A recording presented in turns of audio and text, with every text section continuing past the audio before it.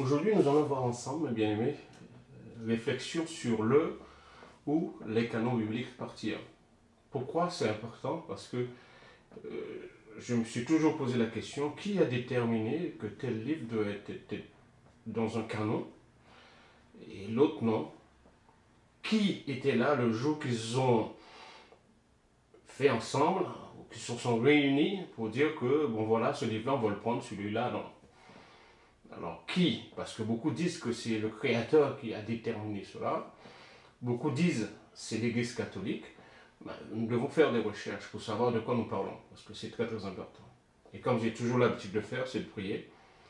Père, je mets ce moment entre tes mains, que tu nous ouvres pour l'écriture et tu ouvres l'écriture à nous, et que nous puissions faire de toi nos délices et que tu nous donnes ce que nos cœurs désirent, que nous puissions marcher selon ta parole, selon tes préceptes, tes ordonnances et tes commandements, parce que c'est en cela, c'est ce que tu attends de nous, parce que tu as dit, tu n'as voulu ni sacrifice ni offrande, mais ce que tu désires, Père, c'est que nous puissions mettre en pratique ta parole, parce que l'obéissance vaut mieux que la parole, que les sacrifices, et l'observation de ta parole vaut mieux que la messe de béni, c'est ce que tu as dit. Nous te bénissons encore aujourd'hui, nous t'exaltons ce jour de sabbat, au siècle des siècles, qu'il en soit ainsi. Donc, aujourd'hui, comme je vous ai dit, c'est une réflexion, c'est-à-dire que je vous pousse à réfléchir. Moi-même, je suis concerné parce que je veux comprendre. Je veux comprendre certaines choses. Et comme je dis, ne me suivez pas. Je veux que vous suivez le Mashiach. Comme il est dit dans la parole du Créateur, Enoch a marché, Noé a marché, les autres ont marché avec le Créateur. Ce n'est pas le Créateur de marcher avec nous. C'est-à-dire que nous pouvons nous tromper dans un chemin. Mais le Créateur, lorsque nous le suivrons, c'est que nous sommes dans la bonne voie. D'accord? Réflexion biblique sur le canon. Le canon biblique. C'est quoi cela, canon? Je vais utiliser ce livre. Je vais prendre quelques citations. J'aurais dû mettre citation en S parce que je vais prendre plusieurs, de la page 137 à 151, plusieurs parties, d'accord? Et c'est dans ce livre-là, j'ai pris aussi certaines choses pour vous parler aussi de la couleur de peau, tout ça. Il y a certaines choses que j'ai pas encore enseignées, j'ai pas encore mis sur YouTube, mais c'est en bonne voie parce que je vais vous parler un petit peu des Borgia. Je vais vous parler un peu de son fils, etc., etc. D'accord? Mais là, aujourd'hui, c'est pas le sujet. Donc, je vais prendre quelques citations dans ce livre-là. C'est un livre que j'ai acheté, je vous conseille d'acheter, ça ne veut pas dire que je suis catholique, mais je veux comprendre. Comme je dis souvent, je veux comprendre. C'est très très important, cela. Et quand je vous amène des documents, c'est pour pouvoir vous dire, voilà, je l'ai pris à tel endroit. Parce que là, je ne suis pas là pour vous amener quelque chose et cacher. C'est pas le but. D'accord? N'oubliez pas aujourd'hui une première partie sur le ou les canons bibliques. D'accord? Il nous est dit sur le canon biblique dans ce livre, le Nouveau Théo, l'encyclopédie catholique pour tous, d'accord? Édition revue et corrigée, d'accord? À la page 139, on nous parle le canon biblique. Il est dit, la liste officielle des livres bibliques reconnus par une confession religieuse s'appelle le canon. D'accord? D'après le mot grec canon, qui signifie la règle, la norme. C'est-à-dire, regardez bien, ils disent c'est une norme. Mais qui a établi cette norme? C'est cette question-là. Je me suis toujours posé, je me la pose encore aujourd'hui. Je me suis dit, tiens, je vais essayer de faire des recherches et le partager avec vous. Comme je dis, je suis en train de chercher. Peut-être d'autres personnes ont plus de connaissances. Moi, je ne veux pas dire que j'ai beaucoup de connaissances, j'ai quelques-uns. Un peu de connaissances quand même. Il est dit que ce mot signifie la règle, la norme. Les livres non admis au canon sont dits apocryphes. Il veut dire, en grec, caché ou secret. Donc, si je comprends bien, selon cette définition, il est dit, si je ne mets pas tel livre dans ce canon-là, pour moi, il est apocryphe. C'est-à-dire qu'il est caché, d'accord? Ça veut dire qu'il n'est pas digne d'être là. Il ne fait pas partie de la norme. Mais qui a établi cette norme? D'accord? Nous allons parler un petit peu d'Esdras au fur et à mesure, en prenant 4 Esdras, chapitre 14, etc., pour pouvoir comprendre certaines choses. Il nous est dit, là, il y a aussi le canon juif et le canon chrétien. C'est pourquoi je vous ai dit, euh, pourquoi j'ai mis réflexion sur le ou les canons bibliques. Le juif, faux juif, non, ceux qui se disent juifs encore aujourd'hui, ils ont établi certaines choses. Pour eux, le Nouveau Testament, il ne faut pas y toucher. Certains livres, ils ne veulent pas entendre parler. Pourquoi? C'est eux qui ont déterminé la norme chez les juifs, ou c'est les soi-disant chrétiens, soi-disant catholiques, qui a déterminé cette norme-là. D'accord? C'est pourquoi je vous dis, je pousse cette réflexion-là pour que nous puissions comprendre. Parce que beaucoup disent encore aujourd'hui, Jésus n'a pas existé. Il y en a beaucoup qui le pensent. Beaucoup disent encore, les apôtres n'ont jamais existé. Alors je veux comprendre, comme je dis, je désire que le Père, celui qui a créé les cieux et la terre, nous guide dans la vérité, dans sa parole, qui nous aide à marcher selon ses préceptes, ses ordonnances et ses commandements. C'est ce que moi je demande au Père, qui nous éclaire. Il est dit, les chrétiens reprennent ce corpus. Bon, revenons un petit peu sur les juifs. Le canon juif est défini vers 90 après le Mashiach par un groupe de docteurs de la loi réfugiés à Jamia, au sud de l'actuel Tel Aviv. Après la destruction du temple et la disparition de l'État juif en 70, la Bible juive est toujours fondée sur ce canon. C'est-à-dire que les Juifs, en 90 après le Mashiach, ils ont dit voilà, c'est comme ça, on va le faire. Bon, regardons un petit peu chez les chrétiens. C'est-à-dire, revenons un petit peu par rapport aux Juifs, il est dit, c'est un groupe de docteurs de la loi. Beaucoup se disent docteurs, beaucoup se disent apôtres, beaucoup se disent ceci, cela. Il a dit, je vous dirai, je ne vous ai jamais connu. D'accord? Regardez un petit peu par rapport aux chrétiens. Ils reprennent ce même corpus, c'est-à-dire il y a un copiage qui se fait par rapport aux soi-disant juifs. Avec quelques différences selon les confessions. Donc, chaque confession fait sa propre norme et met les livres qui l'arrangent à l'intérieur. Il est dit sous le nom de l'Ancien Testament, au IVe siècle, après de longs débats, le canon du Nouveau Testament est fixé. Donc il y a une question que je vous pose. Je me la pose encore aujourd'hui à moi-même. Qui a déterminé, on prend ce livre, là, ce livre aussi, et non pas les autres? Qui a déterminé cette norme-là? Vous savez, tel chemin pour l'homme peut sembler être bon, l'amène à la perdition. Mais les voies du Créateur sont impénétrables. Tu peux penser, c'est pourquoi je vous ai dit, c'est à nous de marcher avec le Créateur. Tu peux penser marcher convenablement, mais tu peux tomber. Tu peux aller à la perdition. Parce qu'il est dit, après de longs débats, le canon du Nouveau Testament est fixé. Et là, je peux aller dans Jérémie chapitre 31, avec qui il a dit qu'il ferait cette nouvelle alliance. Avec la maison, c'est vrai que les deux maisons, la maison de Juda et la maison d'Israël, il faut bien comprendre les choses. Et encore aujourd'hui, les gens vous disent, ah maintenant avec le Mashiach, le fait qu'il est mort, tout le monde est englobé. Mais n'oubliez pas, il a dit, je ne suis pas venu pour tout le monde, je n'ai été envoyé que pour les brebis perdus de la maison d'Israël. Et c'est pourquoi le Père l'a envoyé. Et c'est pourquoi il est venu sur cette terre, il était venu sur cette terre. Et c'est pourquoi j'ai posé déjà la question. La même façon qu'il est venu pour la première fois, la seconde fois, ce sera pour le même. Parce qu'il a dit, je m'en vais, je vais vous préparer une place, je vous prendrai avec moi. D'accord? Et les listes primitives sont proches de celles d'aujourd'hui. Il est dit, hein, les listes primitives sont proches de celles d'aujourd'hui. Cependant, quelques textes sont parfois contestés. C'est pourquoi je vous ai dit, qui conteste? Qui dit ceci? Qui dit cela? Je prends ce livre-là, je mets là. On doit réfléchir.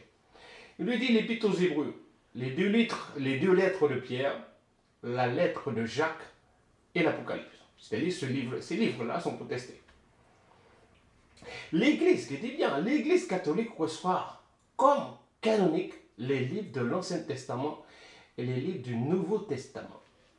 Donc il y a une question, regardez bien, pour eux, ce qui fait partie de la norme au niveau des catholiques, c'est le Nouveau et l'Ancien, selon leur façon à eux d'établir cette norme-là. Les Juifs, les faux Juifs, qu'est-ce qu'ils ont pris? Ils ont pris que l'Ancien. D'accord? Et vous avez aussi la partie des protestants, etc. Nous allons voir cela ensemble tout à l'heure. Il nous est dit, l'Église catholique reçoit comme canonique les livres de l'Ancien Testament et le livre du Nouveau Testament, lorsqu'ils sont en cohérent avec l'enseignement des apôtres et ont été utilisés par les communautés anciennes comme Jérusalem. D'accord? Il est dit Antioche ou Alexandrie. Donc nous devrions comprendre ces choses-là.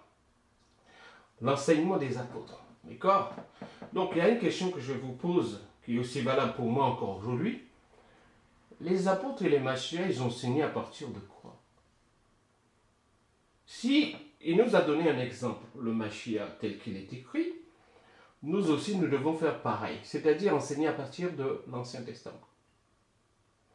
Et c'est là encore, je vous dis, beaucoup se posent encore des questions qui se disent, encore parce que j'ai reçu un message de quelqu'un qui me disait, et Pierre, il y a beaucoup de choses qui sont fausses. Et ça, c'est des choses que je savais déjà. Je me suis déjà renseigné un petit peu pour pouvoir, parce que j'avais déjà eu une vision à cette reprise-là, qui me disait, fais attention, il y a beaucoup de choses qui ont été falsifiées. Et je disais à cet homme-là, voilà, j'ai eu cette vision. Il m'a dit, tu n'as pas besoin d'avoir des visions pour comprendre. J'ai dit, attends, fais attention. Tu peux lire, mais tu ne peux pas comprendre certaines choses. Mais le Créateur, ce qu'il fait, il parle à travers des visions aussi.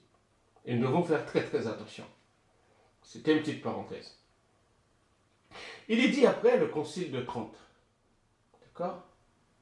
Bon, je reprends juste après, avant là. Il est dit, comme il est dit, l'enseignement des apôtres ont été utilisés par les communautés anciennes, comme Jérusalem, Rome, Antioche ou Alexandrie.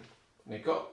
Le Concile de Trente a solennellement défini le canon des Écritures en 1546. Qui était au Concile de Trente? Si le Créateur le permet, nous verrons cela dans la deuxième partie.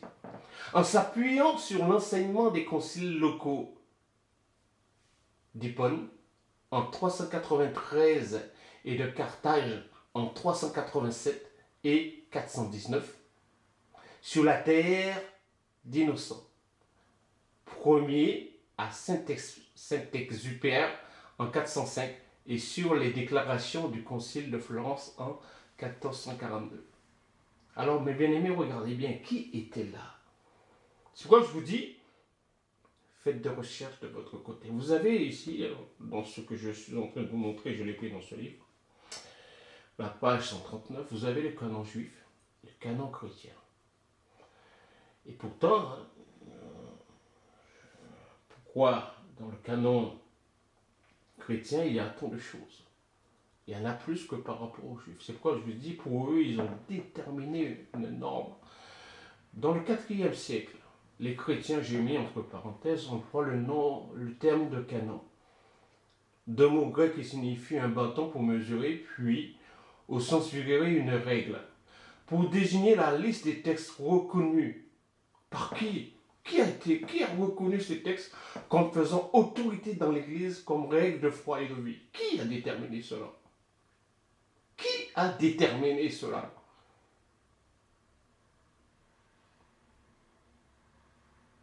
D'accord? Les Juifs, ils ont le canon.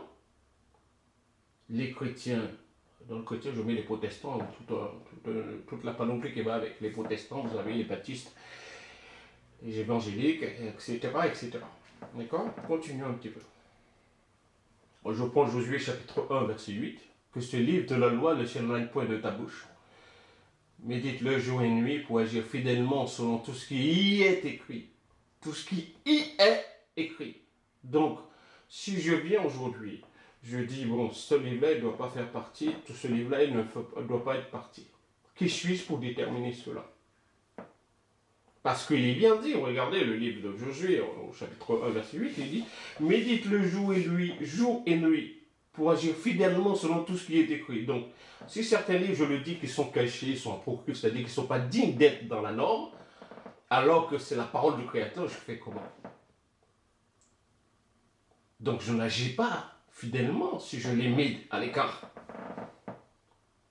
Maintenant, regardez bien une chose. Quand je pense Josué chapitre 8, verset 34, Josué, lut ensuite toutes les paroles de la loi, les bénédictions et les malédictions, suivant tout ce qui est écrit dans le livre de la loi. Aujourd'hui, on vous enseigne, certaines personnes vous enseignent comme quoi la loi a été abolie. Certaines personnes vous disent que tout ce qui est écrit dans l'Ancien Testament, il ne faut plus le faire. Qui croyez-vous? Parce que regardez, qu'est-ce qu'il dit à Josué? Que ce livre ne s'éloigne point de ta bouche. Médite-le jour et nuit pour agir fidèlement selon tout ce qui est écrit. Ceux qui sont réunis au concile de Trente, au concile de Carthage, etc., etc., pensez-vous qu'il vous pousse à agir fidèlement selon tout ce qui est écrit dans la loi du Créateur? Continuons dans Néhémie chapitre 13, verset 1.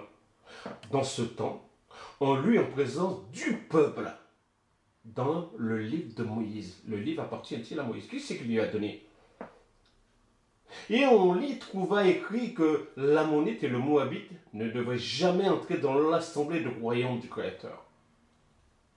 Dans l'assemblée du Créateur, excusez-moi. D'accord? Il est écrit là, et aujourd'hui on va vous dire, ah non, c'est pour tout le monde. Alors mes bien-aimés, faisons attention. Et sinon encore, les gens vous disent, la loi alimentaire a été abolie. La loi sur ceci, sur cela est abolie. Nous verrons tout à l'heure, il est dit que tout soit accompli. Nous allons prendre une version de Matthieu à la fin comme conclusion pour pouvoir comprendre certaines choses, d'accord, de cette première partie. Continuons. Néhémie, chapitre 13, verset 23. À cette même époque, j'ai vu des Juifs qui avaient pris des femmes asdoniennes, ammonites et moabites. Tout a été écrit pour nous servir d'exemple. Ne faites pas comme eux lorsqu'ils étaient dans le désert, qu'ils murmuraient contre le Créateur.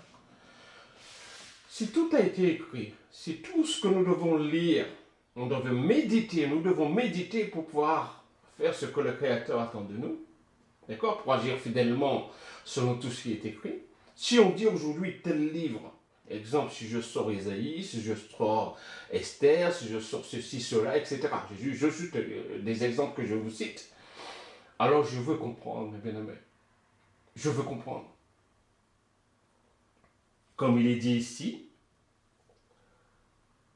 d'accord, l'Épître aux Hébreux, les deux lettres de Pierre et la lettre de Jacques et l'Apocalypse, d'accord, cette liste primitive sont proches de celle d'aujourd'hui. Cependant, quelques textes sont parfois contestés. Pourquoi les contester? Parce que, comme je dis, est-ce que je prends la parole de Dieu pour que, à ma convenance à moi, pour que ma vie soit conforme? Non. C'est-à-dire que, quand je dis cela, c'est-à-dire que là, je vais dire, ce livre-là, je le mets de côté parce que je veux faire des choses qui sont écrites dedans, qui sont interdites. Non, il ne faut pas comme ça. Il faut tout prendre. Il faut tout prendre. Il ne faut pas prendre quelques versets, quelques livres et dire, bon voilà, je pense ceci, je pense cela. C'est quoi je vous dis? Nous allons voir un petit peu dans Esdras tout à l'heure. D'accord? Je l'ai déjà cité une première fois, mais je vais le dire encore tout à l'heure. Parce que c'est très très important. On était ici. D'accord? Quand je prends Esdras chapitre 8, versets 1 à 3. Alors tout le peuple s'assembla comme un seul homme. Tout le peuple. Sur la place qui est devant la porte des eaux, il dira à Esdras, le scribe, je l'ai souligné en jaune. Nous allons voir c'est quoi un scribe tout à l'heure. Un scribe. D'apporter le livre de la loi de Moïse, prescrit par le Tout-Puissant Israël. Le livre que Moïse a reçu de la part du Tout-Puissant. Pour qui? Parce qu'il a prescrit cela à qui? À Israël. Alors, si les autres se disent entre eux, on va faire un concile, on va faire ceci, on va faire cela, on va faire des réunions, on va déterminer qui, quel livre prendre et quel livre ne pas prendre. Est-ce que c'est sur l'ordre du Créateur, cela? Vous voyez bien, je reprends. Alors tout le peuple s'assembla comme un seul homme sous la place qui est devant la porte des eaux. Il dit à Esdras le scribe d'apporter le livre de la loi. Les catholiques, ils ont leur truc. Les juifs, ils ont leur truc. Les protestants, ils ont leur truc. Etc., etc. Mais nous, les Israélites, on devait mettre en pratique la Torah, la parole du Créateur. Ce qu'il a donné. D'accord? Au verset 2, il est dit, et le sacrificateur Esdras apporta la loi devant l'assemblée, composée d'hommes et de femmes, et de tous ceux qui étaient capables de l'entendre. C'était le premier jour du 7e mois. Premier jour du 7e mois. Faites de recherche, vous allez comprendre. Esdras lut dans le livre depuis le matin jusqu'au milieu du jour. Il lut quoi? Aujourd'hui, on va vous dire, tel livre, il ne faut pas le prendre, tel livre, il faut le prendre. Tel livre est contesté, tel livre se dit apocryphe, c'est-à-dire qui est caché, n'est pas dans la norme. Quelle norme? Qui a établi cette norme-là pour tel livre ou pas?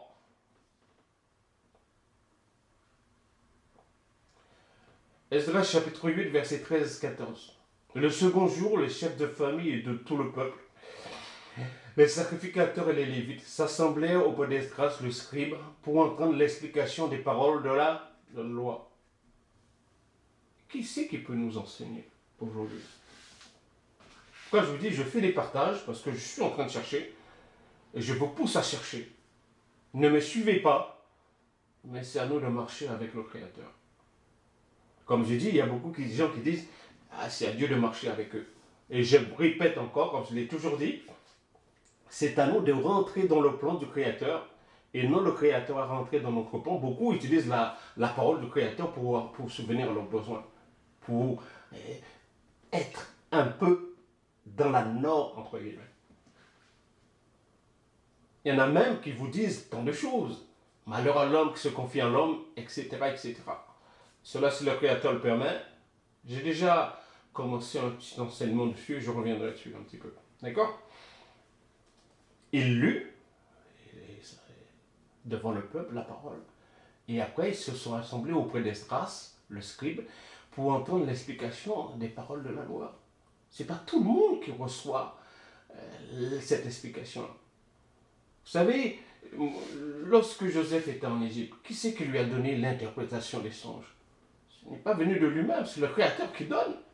C'est pourquoi je dis souvent, je le répète encore aujourd'hui, c'est le Créateur qui donne. Lorsqu'il te donne une vision, il te donnera les provisions qui vont avec.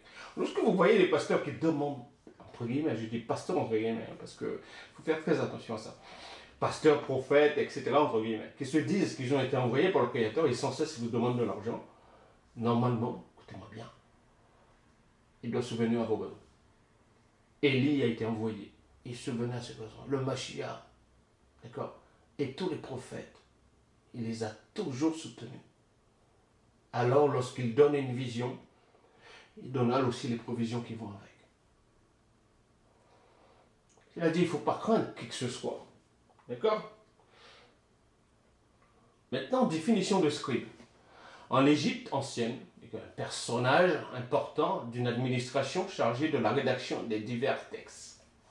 Dans les écrits du Nouveau Testament, docteur juif, interprète officiel des Saintes Écritures. D'accord? Je descends un petit peu plus bas, d'accord? C'est la première définition sur le sujet de la bourse que je l'ai pris. Et après, on continue un peu, le scribe c'est quoi? Celui qui pratique l'écriture, qui est habile dans l'art d'écrire. Dans l'Antiquité, en Égypte et en Mésopotamie, celui qui occupait les fonctions de rédacteur ou de copiste des textes liturgiques. Esdras était quoi? Il était sacrificateur et scribe. Il avait reçu cela de qui? Du Créateur.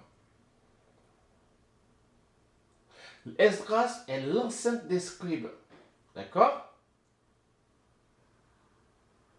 C'est pourquoi je vous ai dit, vous pouvez arrêter un petit peu la vidéo et lire tout ce qui est écrit. D'accord? J'ai souligné certaines choses pour que vous puissiez comprendre un petit peu, pour que je puisse vous orienter un petit peu, non pour faire passer une doctrine, mais je veux comprendre. Il est dit, associé aux pharisiens dans une même accusation de formalisme et d'hypocrisie, qu'est-ce qui se trouvait scandalisé à plusieurs reprises? Qu'est-ce qu'il a dit le Mashiach? Malheur à vous, scribes et pharisiens hypocrites. Alors, bien aimé, s'il a appelé les scribes, certains scribes et certains pharisiens hypocrites, aujourd'hui, ceux qui ont déterminé la norme des Écritures, la norme des Écritures, pour dire, voilà, tel livre est bon, tel livre n'est pas bon. Alors, qu'est-ce qu'il dira ce jour-là? Je ne vous ai jamais envoyé. Je ne vous ai jamais dit de vous rassembler. Par contre, beaucoup diront, ils vont prendre ce fameux verset, entre guillemets, qui dit, là où deux ou trois sont rassemblés en son nom, il est au milieu de nous. Il est au milieu d'eux. Beaucoup vont prendre cela. D'accord? Continuons un peu. Il est dit, qu'est-ce que la Bible? À la page 41 du même livre, d'accord, ce livre-là, le Nouveauté, à la page, on va revenir, 141. Qu'est-ce que la Bible? Du grec bibi, il y a pluriel, biblion, petit livre. Le mot désigne les livres saints des Juifs, Ancien Testament, et des chrétiens, anciens et nouveaux. C'est pourquoi je vous ai dit, les Juifs ont dit, bon voilà, nous allons prendre ceci. Et après, les soi-disant chrétiens ont dit, ils vont se faire cela. Parce que c'est lié tout ça. Pourquoi? Qui a dit que Édom c'est telle chose? Édom c'est les catholiques. Qui a dit cela? Qui a dit cela? Dans la deuxième partie, je vais citer des livres. D'accord? Je vais citer quelques livres si le Créateur me le permet. Maintenant, regardez un petit peu la couche rédactionnelle. Ce sont les marques textuelles des réécritures successives. Ce passage postérieur sont souvent regroupés et servent à définir l'histoire de la rédaction des textes. Vous avez la partie essénienne, suite à l'installation de grands prêtres par le souverain Antiochus IV Épiphane, 175-164 avant le Mashiach. Des Juifs rejettent le culte sacrificiel de Jérusalem. Certains se regroupent alors dans un mouvement prônant l'ascétisme et une vie éloignée des cultes païens. Le site de Qumran aura été habité par des membres de cette communauté. La prise de Jérusalem par les Romains en 70 après le Mashiach, excusez-moi, marque la fin de ce courant religieux. C'est quoi? Qui a déterminé? J'ai déjà fait une prédication où je vous ai posé la question, je me suis posé aussi cette question aussi à moi-même. La parole du Créateur doit-elle contenir 66 livres? Est-ce que c'est réellement ça? Comme je dis, 66, il manque un chiffre, entre guillemets, pour faire, je dis bien, certaines choses. Les manuscrits anciens, il est dit, les manuscrits suivants sont avec eux, retrouvés à Qumran. Les principaux par lesquels nous sommes parvenus, les livres.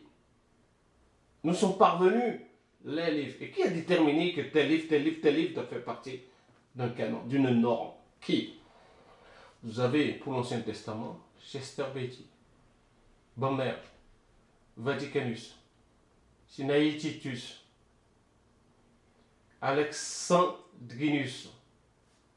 Vous pouvez arrêter et lisez. Le Nouveau Testament, les manuscrits P, d'accord? Chester Beatty, Bommer, Vaticanus, Bézaïe, Claramontus, TR. Les différentes, quoi? Les différents manuscrits. À la page 144, le Nouveau Théo. La transmission des textes bibliques. La majorité des textes bibliques a été écrite en hébreu. D'accord? La majorité a été écrite en hébreu à partir du 3e siècle avant le Mashiach. La Bible est traduite en grec. Cette traduction appelée traduction des Septante reflète un état des textes hébreux probablement antérieure aux textes hébreux connus. La version de la Septante est traduite en latin au 1er et 2e siècle. Elle est connue sous le nom de Vetus Latina, vieille latine. Elle est totalement reprise par Saint Jérôme au 4e siècle. Sa traduction est appelée la Vulgate. Continuons. Les Juifs qui fixent à la fin du 1er siècle après le Mashiach la liste officielle des livres saints vieilles avec minutie et les transmettent parfaitement de copie en copie sur des rouleaux de parchemin. Écoutez bien, ce texte fixé est transmis religieusement sans aucune modification, sauf la jonction par des savants juifs, les Masoretes. Il dit, sauf quoi, il a été transmis, sauf la jonction par des savants juifs. Est-ce que c'est les vrais qui ont fait ça ou les faux? À partir du 7e siècle, des points voyelles sur les textes et au-dessus de la ligne d'accent, destinés à faciliter la lecture biblique. La version hébraïque qui sert actuellement, écoutez bien, actuellement de référence est définitivement fixée par le travail de ces Masoretes entre le 8e siècle et le 11e siècle, produisant les textes masorétiques. Lisez la suite. Au milieu du 19e siècle, les manuscrits hébraïques sont découverts sur le bord de la mer Morte. Ces manuscrits écrits entre le 1er siècle avant le Mashiach et le 1er siècle après le Mashiach présentent presque tous les livres de l'Ancien Testament, au moins sous forme de fragments, parfois entièrement. En 1993, sont découvertes dans une tombe près de Jérusalem des inscriptions rédigées au 7e siècle avant le Mashiach en écriture paléo-hébraïque et en caractère cunéiforme sur des fins rouleaux d'argent. Il s'agit de bénédictions extraits des livres des nombres et utilisés comme amulettes. Ce sont les plus anciens documents hébraïques connus à ce jour. Dans le livre Le Nouveau Théo, vous allez trouver cela à la page 141. Page 141. Continuons. Regardez bien une chose, vous avez l'Ancien Testament. L'Ancien Testament, je mets cela entre guillemets. Les manuscrits complets de l'Ancien Testament en hébreu et au grec donnent des indications sur le contour des livres normatifs. Normatifs, je dis normatifs. Donc, qui c'est qui a déterminé les normes? En prenant les textes communs des deux langues, on obtient une liste de 39 livres. 39 livres, d'accord? Y a-t-il eu à un moment donné une rencontre officielle pour fixer cette liste? Qui c'est qui a dit, voilà, on va prendre 39? Qui c'est qui a déterminé cette norme? On a émis l'hypothèse qu'un synode interne au judaïsme s'était tenu à la fin du 1er siècle de notre ère à Jachnia, siège d'un centre d'études de la loi. Mais ce n'est rien de plus qu'une hypothèse. Les écrits rabbiniques à l'époque montrent que 5 livres étaient l'objet de discussion. À l'époque, j'étais en train de discuter, on le met ou on ne le met pas? Parce que ça vous arrange ou ça ne vous arrange pas? C'est pourquoi je vous ai dit, certaines personnes vont dire, voilà, on ne prend pas cela, ça ne nous arrange pas. On prend cela, ça nous arrange. C'est-à-dire chacun fait sa sauce. Maintenant, regardons bien une chose. Continuons, il dit, le livre d'Ézéchiel, à cause des différences entre les éléments du temple dont il parle et ceux du tabernacle, les proverbes à cause des contradictions apparentes, l'Ecclésiaste dont la sagesse paraissait être aux humains, les Cantiques des Cantiques au propos de jugés érotiques, et Esther, duquel le nom du Créateur est absent. Qui a dit cela? Qu'il ne faut pas celui-là, Ézéchiel, qu'il ne faut pas l'Ecclésiaste, qu'il ne faut pas les Proverbes et qu'il ne faut pas Esther. Qui a dit? Est-ce que c'est le Créateur ou ce sont les hommes? Plusieurs témoignages précisent l'existence de 22 livres canoniques. 22, d'accord? Même nombre que le nombre, il dit, même nombre que le nombre de lettres de l'alphabet hébreu. On paraît loin des 39 livres reconnus par les catholiques et les protestants, mais c'est dû au regroupement de ces décomptes. Qui a dit il faut 39, excusez-moi, ou 22 livres? Qui a dit cela?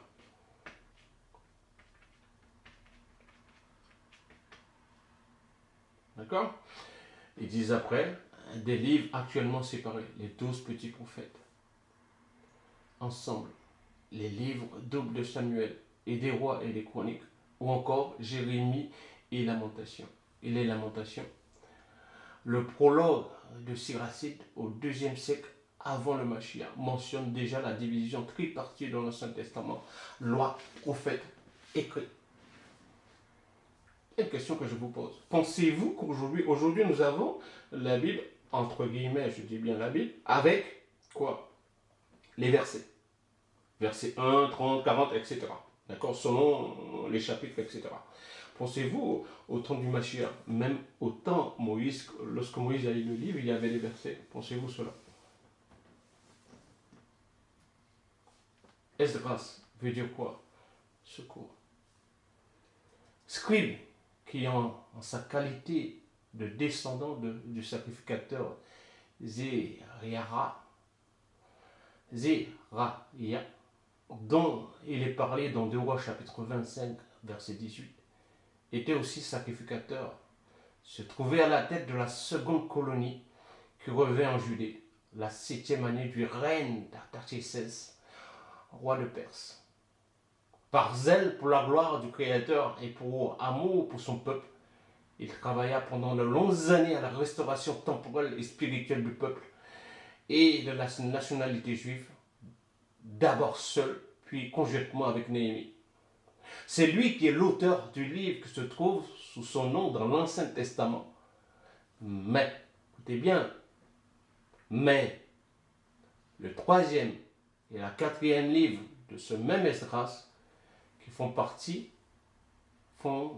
parmi quoi les apocryphes. Qui a dit le 4e et le 3e doit être là? Qui a dit cela? Pourtant, vous prenez le 1er et le 2e. Alors, dites-moi. Et nous allons voir, à mon sens, ce que j'ai fait de recherche, parce que ça gêne beaucoup de personnes. Je reprends, mais le 3e et le 4e livre d'Esdras, qui sont parmi les apocryphes, sont d'une époque de beaucoup postérieure. Il paraît aussi à peu près certain que c'est lui qui a formé la collection définitive des livres sacrés. Il paraît. Et ainsi fixé le canon dans l'Ancien Testament. Cet homme, c'est Evernich. D'accord? C'est Evernich, c'est lui qui l'a dit dans son livre. On nous parle aussi de Flavius Joseph, mais Flavius Joseph nous dit Antiquité juive, Antiquité judaïque, chapitre 11, verset 1, 5 à 5, qu'il atteignit un âge fort avancé et qu'il fut enseveli à Jérusalem. Son livre se compose de 12 parties principales. Les 6 premiers chapitres contiennent le récit d'événements qui s'étend, d'accord, qui s'était passé avant son retour en Judée, pendant un espace d'environ 20 ans. Vous pouvez lire la suite. Pourquoi je vous ai pris cela? Parce que nous allons voir un petit peu qu'est-ce qui s'est passé dans Esdras. D'accord? Esdras, chapitre 14, verset 36 à 47. Que personne d'entre vous ne vienne vers moi. Ne me recherche pas d'ici 40 jours. Il était sacrificateur et scribe. Je vous ai lu ça un peu dans Néhémie et aussi dans Esdras. D'accord? Je prie, pardon, il dit, je prie 5 hommes comme j'en avais reçu l'ordre. Qui lui a donné cet ordre? De prendre 5 hommes avec lui. Et encore aujourd'hui, qui a dit de faire un concile de Trente, un concile de Nicée, pour déterminer le nombre de livres que vous devriez prendre? Qui vous a dit de faire cela? Il dit, j'ai pris 5 hommes comme j'en avais reçu l'ordre. Nous allâmes dans le désert et nous y restâmes. Le lendemain, la voix arriva et m'appela. Esdras, ouvre ta bouche et bois ce que je te ferai boire. J'ouvris la bouche. Elle me tendit une coupe pleine d'eau, dont la couleur ressemblait à du feu. Je la pris et je la bus. Mon cœur fut rempli de sagesse. Quelle sagesse? C'est quoi la sagesse? La sagesse, c'est la parole du Créateur. Ok? L'intelligence pesa dans ma poitrine. Mon esprit conserva le souvenir et se rappela. Ma bouche s'ouvrit et ne fut plus fermée. Le Très-Haut donna la science à ces 5 hommes et ils écrivirent tous ces signes qu'ils ne connaissaient pas, chacun dans son ordre. Chacun dans son ordre. Il a donné tout ce qu'il fallait. Il a reçu l'ordre de prendre 5 hommes. Et ces 5 hommes, le Créateur leur a donné quoi? La science. Pour qu'ils puissent connaître les choses. Parce qu'ils n'avaient pas connaissance. Il dit, pendant ces 40 jours, 94 livres, d'accord? On va revenir un petit peu, il dit, il resta là 40 jours, écrivant pendant la journée. Le soir, il prenait la nourriture pendant, d'accord? Pendant la journée, je parlais. Mais pendant la nuit, je ne me taisais pas. Ils prenaient leur nourriture. D'accord? Un bien-aimé. Ils prenaient la nourriture. Pendant la journée, Esdras parlait. Il dit, au verset 44, pendant ces 40 jours, le chiffre 40, ça vous fait penser à quoi? Moïse était monté là-haut, sur le mont Sinaï. Et il y a marché pendant combien de jours?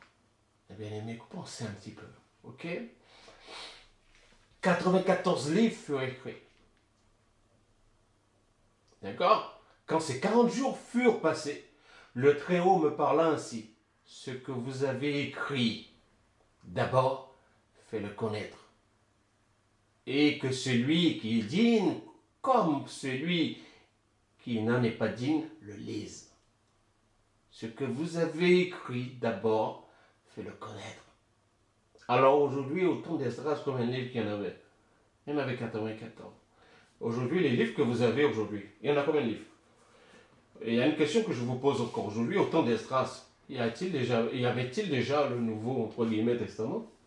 Parce que vous englobez tout, là, maintenant, vous avez, il y a 66, hein, d'accord, selon ce que j'ai compris. Chez les protestants, il y en a 66. Chez les catholiques, il y en a un petit peu plus. D'accord? Est-ce que vous arrivez à 94?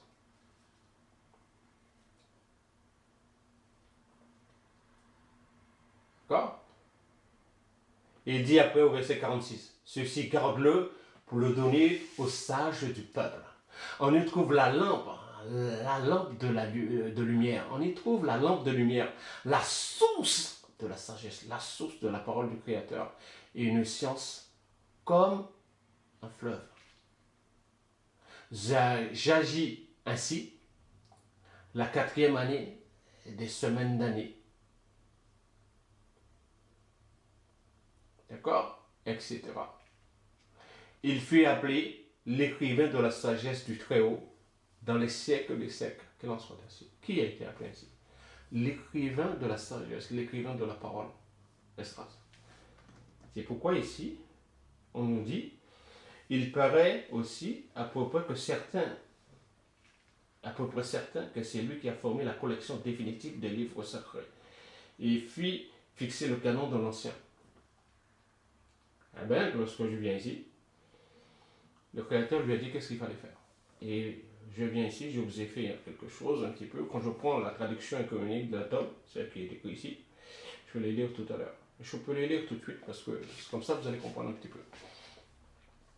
Il dit au verset 43, pendant la nuit, mangez du pain. Quant à moi, je parlais durant le jour et pendant la nuit. Je ne me taisais pas. Et il dit en 40 jours furent écrits 94 livres. Or, lorsque les 40 jours furent accomplis, le Très-Haut me parla. Ce que tu as écrit en premier, rends-les public. Et que tous, dignes et indignes, le lisent. Quant aux 70 derniers livres, d'accord, nous allons faire des soustractions tout à l'heure. Quant aux 70 derniers livres, tu les conserveras pour les transmettre aux sages de ton peuple. Aux sages de ton peuple. Car en eux est la source de l'intelligence, la fontaine de la sagesse et le fleuve de la science. Et j'ai fait ainsi. Et quand je vous regarde quelque chose, il est dit dans 4 Esdras chapitre 14, verset, d'accord, tout le chapitre. Au verset 43, il nous est dit il y a 94 livres qui ont été écrits. Il est dit après 70 pour les sages du peuple, verset 46 de 4 Esdras chapitre 14. Donc, si je prends 94, je retire 70, il y a 24 livres qui sont rendus publics. D'accord? Qu'est-ce qu'il dit? Regardez bien, hein? Il est dit, lorsque fut les 40 jours furent accomplis, le Très-Haut me parla. Ce que tu as écrit en premier, rends-les publics. Que ce soit les gens qui sont dignes ou indignes le lisent. Mais les 70 autres, c'est pour le peuple. C'est-à-dire qu'il y en a 24 qui est rendu public. Pour tout le monde. Mais les 70 autres, c'est pour le peuple israélite. D'accord? Donc ça fait 24 livres. Et vous nous dites dans... D'accord, attendez, je vais voir. Normalement, il est dit... regardez ici, dans l'Ancien Testament. Plusieurs témoignages précisent l'existence de 22 livres catholiques. Et pourtant, lorsque je prends 4 Esdras, ça me dit 24. Ok? On paraît loin des 39 livres reconnus par les catholiques et les protestants. Donc il y a un problème quelque part. 24 doit être rendu public pour les dignes et indignes puissent lire. Pour que les indignes et les dignes puissent le lire. 70 est pour le peuple d'Israël. Et quand vous prenez 24 plus 70, ça vous fait 94 livres pour le peuple israélite. D'accord? Maintenant, en conclusion. Les apocryphes ou deutérocaniques. L'Ancien Testament compte 39 livres reconnus par les Juifs. Les catholiques et les protestants, cependant, les catholiques en comptent 8 de plus. Ok, 39. Pourtant, il est dit dans le verset 94. Une conclusion de cette première partie que je viens de partager un petit peu avec vous. Il les appelle deutérocaniques, car acceptés plus tard dans le canon. Ils l'ont accepté plus tard, c'est-à-dire qu'ils ont... je vois comment les gens ont pu faire certaines choses. 24 doit être rendu public, les dignes et les indignes doivent le lire. Qu'ils puissent le lire. Et 70 pour le peuple. Moi, je n'ai rien inventé, mais je ne fais que reproduire ce qui est écrit ici.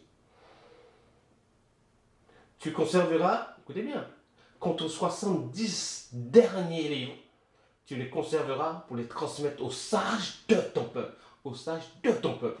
Le verset 46. Car en eux est la source de l'intelligence, la fontaine de la sagesse et le fleuve de la science. Et je fis ainsi. Ok? Il est dit, certains livres chez les catholiques, les protestants les qualifient d'apocryphes. D'accord? Ce sont des textes qui apparaissent en nombre variable selon les codex, dans la traduction grecque de l'Ancien Testament, la Septante, puis la traduction latine, alors qu'ils sont absents des textes hébreux. Ils ont du reste été écrits directement en grec. Pour la plupart, ils sont postérieurs au 5e siècle avant le Mashiach.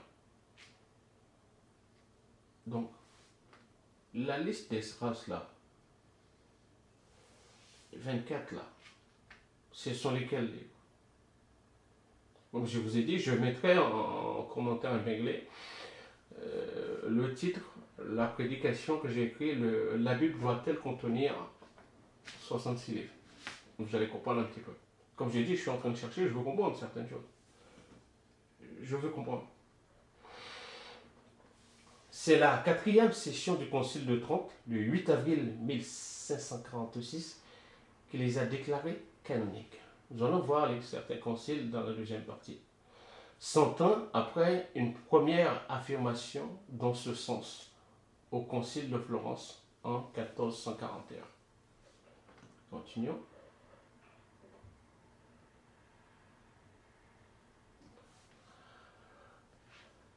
Ok. Quand je dis je fais attention, j'ai mis ici entre guillemets le Nouveau Testament. Le Concile de Trente s'est réuni après les débats de la Réforme, le mouvement initié par Martin Luther qui allait donner naissance au protestantisme. Alors faisons très attention. Or, les réformateurs mettaient en cause plusieurs enseignements de l'Église catholique en arguant du fait qu'il n'était pas biblique. Purgatoire, prière pour les morts et les morts, la hiérarchie ecclésiastique pouvait appuyer ces mêmes enseignements sous des livres apocryphes d'intérêt de les déclarer canoniques. 20 ans après, le terme de d'hétérocanique était forgé par Sixte de Sienne. Alors, qui est dit cela? Qui dit ceci? Alors, faisons attention. Regardez comment nous vivons aujourd'hui.